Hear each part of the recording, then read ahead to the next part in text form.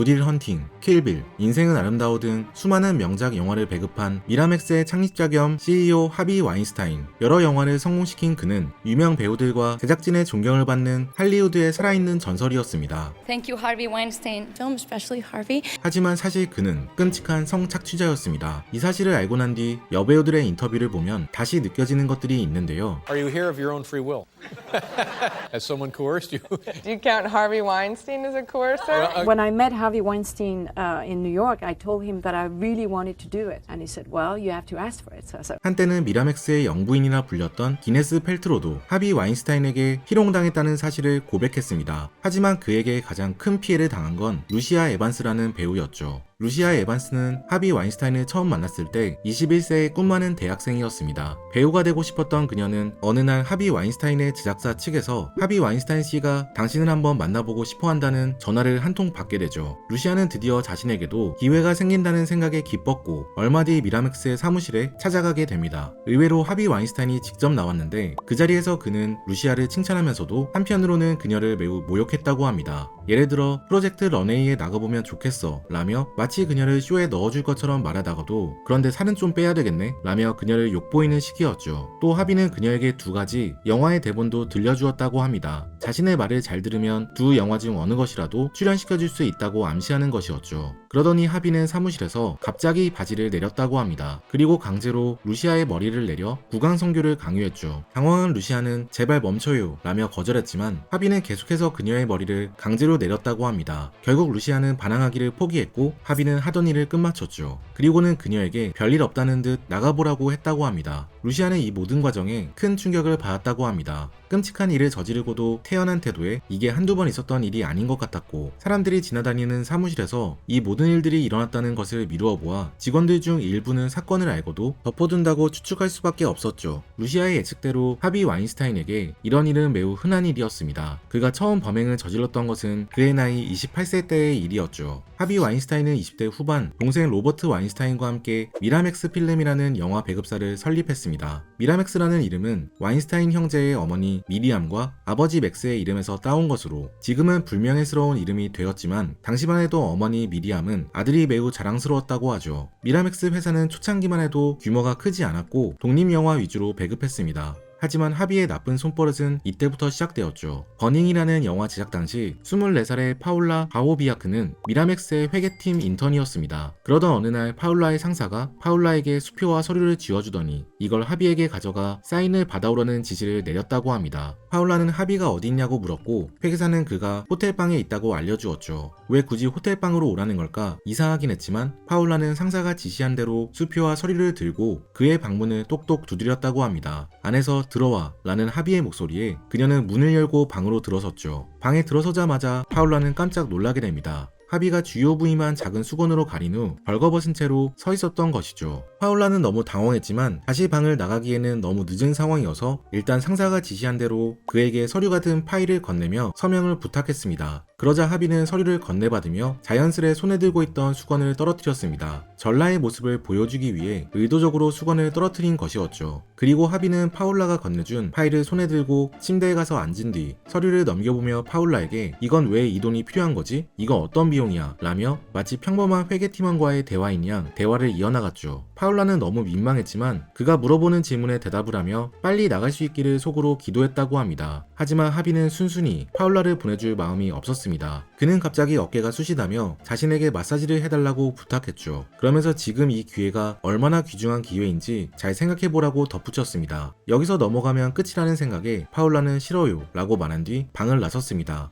이후 하비와 마주하는 것은 최대한 피해 다녔죠. 인턴십이 끝나갈 때쯤 우연히 파울라는 하비를 영화 촬영장에서 만나게 되었습니다. 그러자 하비는 마치 농담인 양 인턴십의 하이라이트는 역시 제 맨몸을 보는 것이었죠 물었다고 합니다. 파울라는 아니요 저는 당신이 역겨워요 라고 대답했다고 하죠. 사적으로는 끔찍했지만 하비 와인스타인에게는 한 가지 능력이 있었습니다. 영화 광이었던 그는 사람들이 영화의 어떤 부분에 반응하는지 알았고 주려한 부분이 있으며 과감히 잘라내 영화의 재밌는 부분만 담기게 기네스에 재편집했죠. 그 덕에 그의 회사는 성공할 수 있었고 이를 지켜보던 월트 디즈니 컴퍼니에서 미라맥스를 인수하게 됩니다. 이후 하비 와인스타인은 더 큰 자본을 바탕으로 영화의 제작에도 참여하며 미라맥스를 더 키워나가게 되죠. One instance in a hotel room where he made a pass at me. 기네스 펠트로는 미라맥스의 영부인이라 불릴 정도로 미라맥스의 영화에 여러 출연을 해왔습니다. 당연히 그녀도 하비 와인스타인으로부터 자유로울 수 없었는데 특히 그녀가 22살이었을 때 하비 와인스타인이 제작하는 영화 엠마의 주연으로 고용되며 사건이 벌어지죠. 영화의 촬영 직전 하비 와인스타인은 기네스 펠트로를 자신이 묵는 호텔에 스위트룸으로 불렀다고 합니다. 그리고 이번에도 처음에는 정상적으로 업무 회의인 척 기네스 펠트로에게 여러 질문을 했다고 합니다. 그러더니 갑자기 그녀의 손 위에 자신의 손을 얹고 마사지를 받자며 침실로 그녀를 잡아 끌었다고 하죠. 기네스 펠트로는 몹시 당황했지만 일단 그의 손을 뿌리치고 나와 당시 남자친구였던 브래드 피트에게 하비 와인스타인의 수작을 털어놓았습니다. 하지만 그러면서도 기네스는 혹시나 영화에서 잘리지 않을까 두려움에 떨 수밖에 없었다고 하죠. 다음날 브래드 피트는 직접 하비 와인스타인을 찾아갔습니다. 그리고 하비의 눈을 똑똑히 바라보며 내 여자 건드리지 마 라고 경고했죠. He leveraged his fame and power to protect me. He's a good person. 하비는 브래드 피트가 무서웠던지 다행히 이후에는 기네스 펠트로를 건드리지 않았다고 합니다. 하지만 기네스 펠트로는 매번 두려움에 떨어야 했습니다.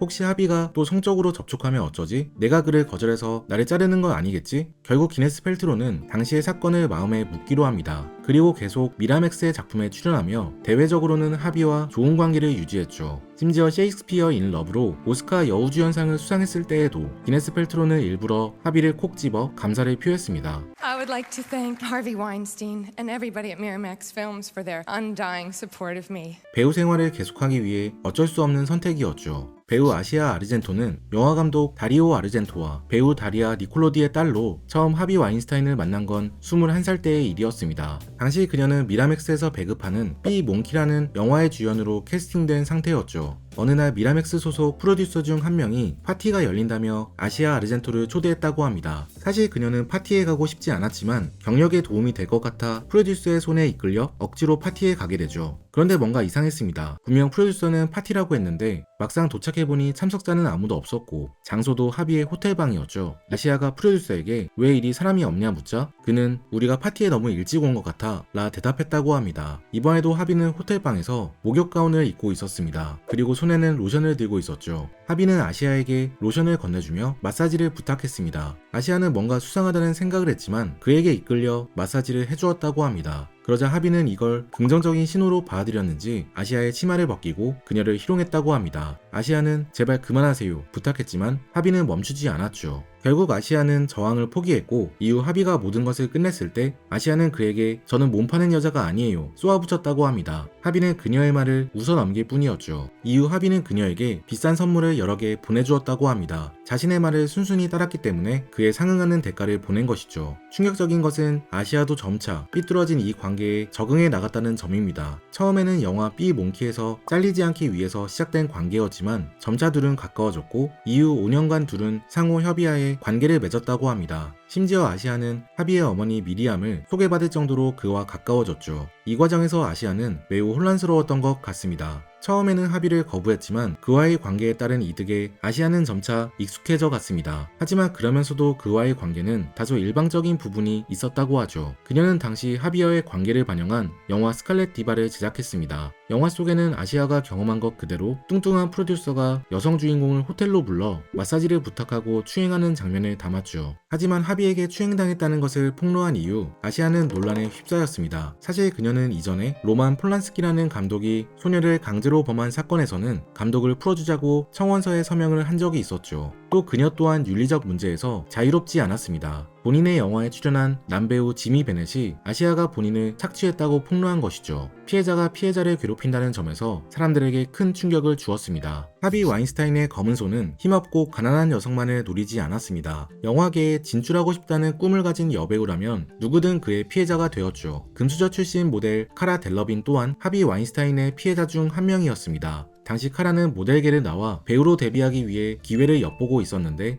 우연한 기회로 하비 와인스타인을 만나게 되었다고 합니다. 당연히 카라는 그에게 잘 보이고 싶어 배우로서의 꿈, 이루고자 하는 목표 등의 이야기를 꺼냈습니다. 하지만 하비의 관심은 이번에도 딴 데 있었습니다. 그는 카라에게 얼마나 많은 여배우들과 잠자리를 가졌고 그 후 여배우들이 얼마나 성공할 수 있었는지 떠벌렸죠. 그러더니 하비는 카라에게 자신의 호텔방으로 가자 제안했습니다. 카라는 상황을 벗어나고 싶어 곁에 있던 하비의 비서에게 자신의 차가 밖에 있는지 물었습니다. 하지만 비서는 차의 위치를 알려주지 않고 일단 하비를 따라가는 게 좋겠다 말했죠. 어떻게 해야 할지 몰랐던 카라는 그래 내 감이 틀린 거겠지 믿으며 일단 그를 따라 호텔방으로 올라갔다고 합니다. 거기에는 이미 여자 한 명이 있었고 카라는 속으로 다행이다 라고 생각했죠. 만약 하비가 강제로 뭔가를 하려고 하면 여자와 함께 제압할 수 있으리라 생각했던 것입니다. 하지만 이미 그 여성은 하비의 말을 전적으로 따르는 상태였습니다. 하비는 카라에게 그 여성과 키스하라고 시켰고 그 여성은 하비의 지시에 따라 카라에게 다가왔다고 합니다. 너무 놀란 카라는 의자에서 벌떡 일어나 상황을 벗어나기 위해 생각나는 대로 내뱉기 시작했습니다. 하비씨, 제가 노래 잘하는 거 아세요? 제가 진짜 노래를 잘하는데요 라며 갑자기 노래를 불렀다고 합니다. 당시에 카라의 머릿속에는 최대한 이 자리가 성적인 자리가 아니라 직업적인 자리라는 인식을 심어주는 게 목적이었다고 하죠. 카라는 노래를 열심히 부르고 이제 집에 가야 된다고 했습니다. 그러자 하비는 마중 나가 주겠다며 일어서더니 현관문을 막고 열어주지 않았습니다. 그리고 그녀를 내려다보며 그녀에게 입을 맞추려 했다고 했죠. 카라는 재빨리 몸을 피해 문을 열고 도망쳐 나갔습니다. 이외에도 하비 와인스타인의 수모를 겪은 수많은 피해자가 존재합니다. 케이트 베킨세일, 에바 그린, 셀마 헤이액 등 수많은 여배우들이 그와 불쾌한 경험을 겪었다고 밝혔죠.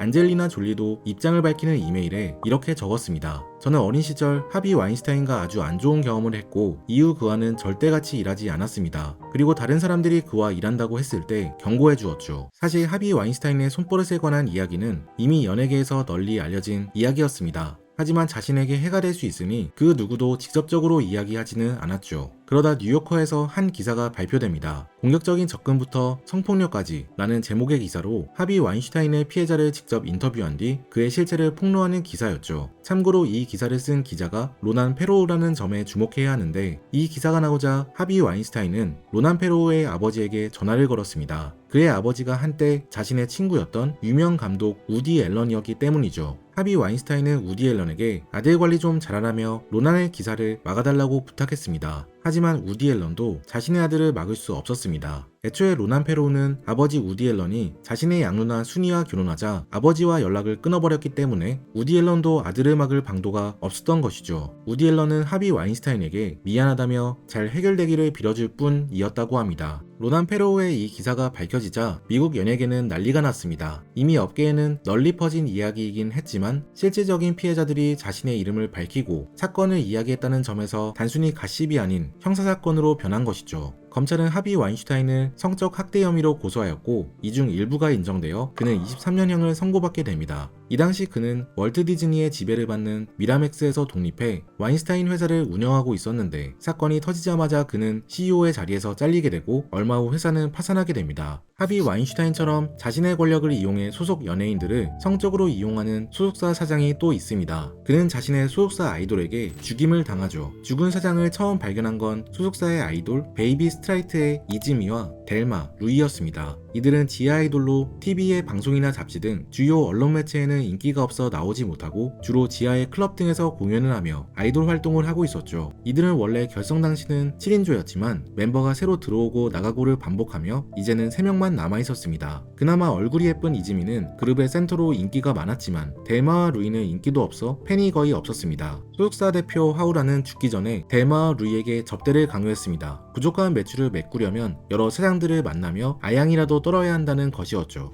접대를 받는 사장들은 모두 손버릇이 좋지 않았습니다. 술병을 잡는 법을 알려준다며 은근히 델마와 루이의 손을 잡았고 심지어는 멋대로 가슴을 만지는 사람도 있었죠. 각박한 현실 속에서 델마는 혼자만 접대에 쏙 빠진 멤버 이즈미에게 비난의 화살을 돌렸습니다. 춤도 노래도 잘 못하는 이즈미가 오로지 얼굴 하나로 인기를 얻어 혼자 집에서 쉬는 것이 얄밉다는 것이었죠. 이즈미는 접대 안 하고 집에서 하겐다즈 아이스크림이나 먹었겠지. 델마는 중얼거렸습니다. 하지만 루이는 델마에게 이즈미도 나름의 고충이 있을 거다 위로했습니다. 실제로 이즈미는 폭력적인 남친을 사귀고 있었는데 그에게 맞아 몸에 상처가 생기는 날이 잦았죠. 한편 루이는 루이 나름대로 아이돌 은퇴를 생각했습니다. 23살의 루이는 답없는 지하 아이돌 생활을 계속하느니 차라리 이제라도 사회에 복귀해 무언가를 하는 게 낫다는 판단이 들었죠. 그런데 다음날 새벽 루이는 이지미의 전화에 잠이 깨게 됩니다. 대표님이 안 움직여 곧바로 루이는 택시를 타고 이지미가 있는 사무실로 향했습니다. 어떻게 된 거야? 묻자 이지미는 울며 대답했습니다. 헤어지자고 했는데 맞았어. 알고 보니 이지미를 때리는 남친이 바로 하우라 대표였던 것이죠. 이지미가 하우라에게 헤어지자 하자 하우라는 이지미를 때렸고 둘은 몸싸움을 벌였습니다. 그러다 하우라가 쓰러지며 테이블에 머리를 부딪혀 정신을 잃었고 이지미는 그가 깨면 자신을 죽일 것 같다는 생각에 그를 죽이게 된 것이었죠. 그때 사무실로 누군가 들어왔습니다. 방 입구에는 델마가 서 있었죠. 그녀도 이지미의 연락을 받고 서둘러 온 것이었습니다. 평소 이지미를 미워하던 델마는 갑자기 손을 들더니 자신이 입고 온 오리털 점퍼를 이지미에게 걸쳐주었습니다. 그리고 내가 안 그랬으면 내가 했을 거야 라며 이지미를 위로해 주었죠. 그러더니 델마는 뜬금없는 이야기를 했습니다. 난 아이돌을 계속하고 싶어. 지금처럼 셋이 같이. 하우라를 일단 치우자. 과연 셋은 현장을 잘 수습하고 아무 일 없었다는 듯 아이돌로 활동할 수 있을까요? 소개해드린 소설 최애의 살인은 이 미스터리가 대단하다. 대상 문고 그랑프리를 수상한 작품인데요. 최근 3인조 일본 지하 아이돌이 겪는 비참한 현실 그리고 그 속에서 꿈을 품다 좌절하고 또 다시 꿈을 꾸는 20대를 그리고 있습니다. 저는 책을 오래 손에서 놓았다가 다시 독서를 시작하면 범죄 소설을 첫 책으로 선택하는 편인데 긴장감 넘치는 이야기를 읽다 보면 금방 독서의 재미에 빠져들 수 있기 때문이죠. 특히 최애의 살인은 연예계 속에서 벌어지는 흥미로운 사건들을 다루고 있기 때문에 첫 페이지를 읽다 보면 금방 마지막 페이지까지 읽을 수 있을 거예요. 재밌는 범죄 소설을 찾고 있는 분들이라면 꼭 한번 읽어보시기를 권해드립니다. 지금까지 책트포킹이었습니다. 오늘 함께 읽은 책 최애의 살인, 저자 엔도 가타루. I know that I'm well away from being a perfect guy.